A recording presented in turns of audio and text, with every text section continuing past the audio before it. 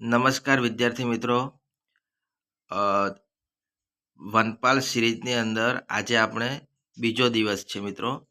તો વનપાલ અને વનરક્ષકની જે મિત્રો તૈયારી કરી રહ્યા છે એ આ સિરીઝની અંદર એમને ઘણો બધો ફાયદો થશે. મિત્રો, જો તમે તૈયારી કરી રહ્યા છો, તમારું જો વાંચન થઈ ગયેલ છે, તમે હું જે ટોપિક મૂકી રહ્યો છું, નાના નાના ટોપિક, એમાં તમે રિવિઝન સ્વરૂપે પણ જોઈ શકો છો. મિત્રો, હવે આપણે વધારે ટાઈમ ન બગાડતા સિરીઝની શરૂઆત કરીએ. અને મિત્રો, ચેનલ પર નવા હો તો ચેનલને સબસ્ક્રાઈબ કરજો.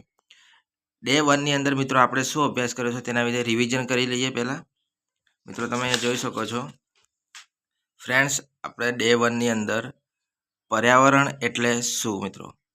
તો પર્યાવરણ શબ્દની ઉત્પત્તિ ફ્રેન્ચ ભાષાના એન્વારનર શબ્દ પરથી થઈ છે. એન્વારન શબ્દનો અર્થ આસપાસ એવો થાય છે. સામાન્ય રીતે માનવની આસપાસ પ્રવર્તમાન ભૌગોલિક પરિસ્થિતિને આપણે પર્યાવરણ તરીકે ઓળખીએ છીએ.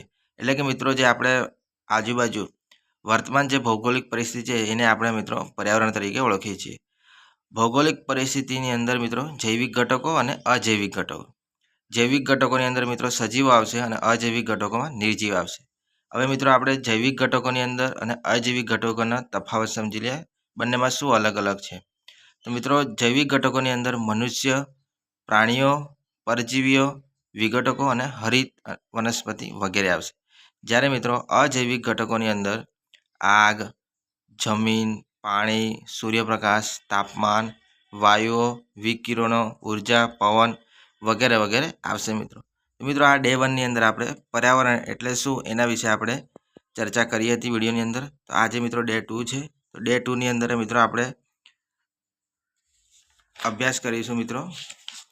તો મિત્રો ડે 2ની અંદર આપણે મહાસાગરો વિશે અભ્યાસ કરીશું મિત્રો. મિત્રો, ડે 2ની અંદર આજે દિવસ 2ની અંદર મિત્રો આપણે મહાસાગર વિશે અભ્યાસ કરીશું.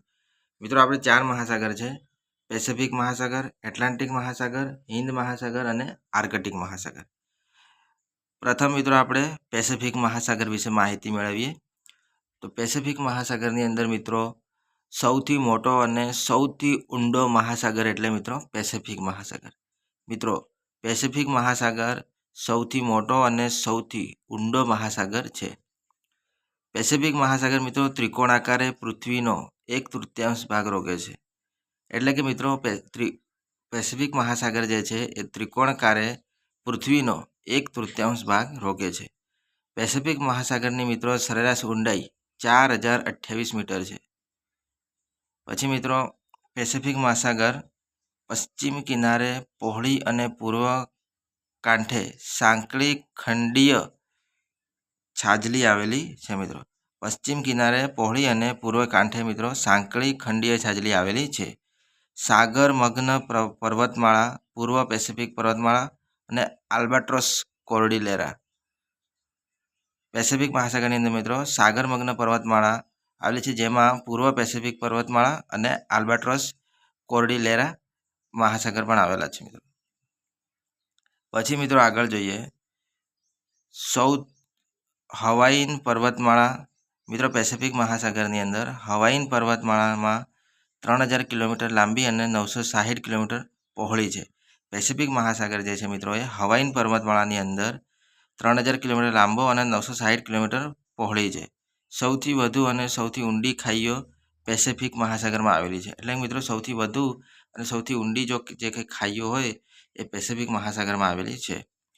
બેરિંગ સમુદ્ર, ઓખોત્સક સમુદ્ર અને જાપાન સમુદ્ર અને પૂર્વ ચીની સમુદ્ર આ પેસિફિક મહાસાગરમાં આવેલા છે. તો મિત્રો આજે આપણે પેસિફિક મહાસાગરની માહિતી મેળવી. નેક્સ્ટ વિડીયોની અંદર મિત્રો આપણે બીજા 3 મહાસાગર બાકી છે એની માહિતી આપણે શેર કરીશું.